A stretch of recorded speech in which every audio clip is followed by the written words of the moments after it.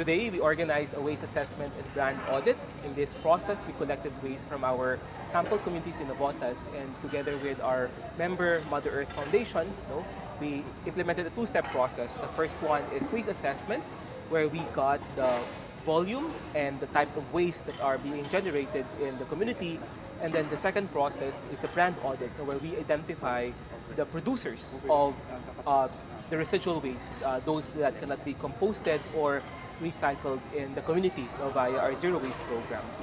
This waste assessment and brand audit is part of our press conference today to highlight our call to end waste colonialism,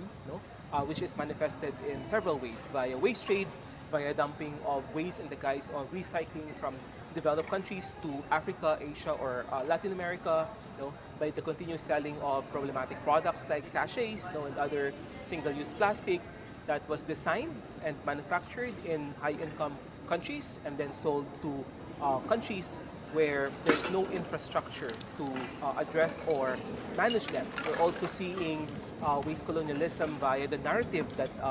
we are seeing in media right now, when we hear the Philippines as the poster child of plastic pollution, when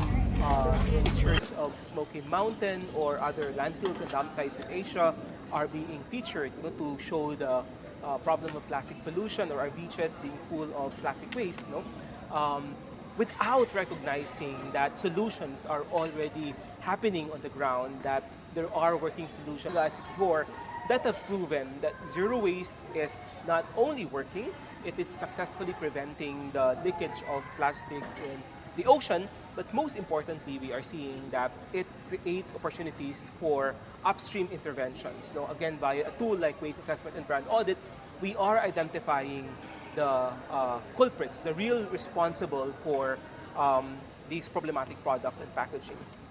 The event today is part of our restorative justice process with Oceans Conservancy, who published the report Stemming the Tide on Plastic Pollution in 2015, that among others identified key Asian countries as responsible for plastic pollution, and also falsely promoted incineration as a solution to the plastic pollution crisis. Now, 2 years ago, the report was rescinded, and to undo the harm, Oceans Conservancy has undergone a restorative justice process with Gaia. One of our call is for policymakers in the Philippines who used the Stemming the Tide report 7 years ago to justify their push for incineration in the Philippines, to justify investment in false solutions, to now really revisit those recommendations and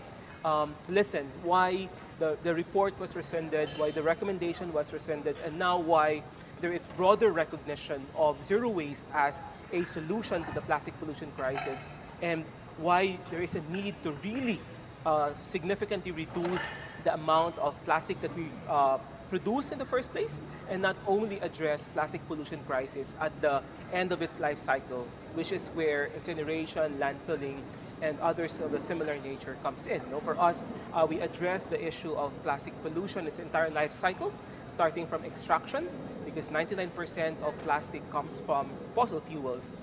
So we need to address that piece. We need to address the production from the fast-moving consumer goods, and we need to address waste collection systems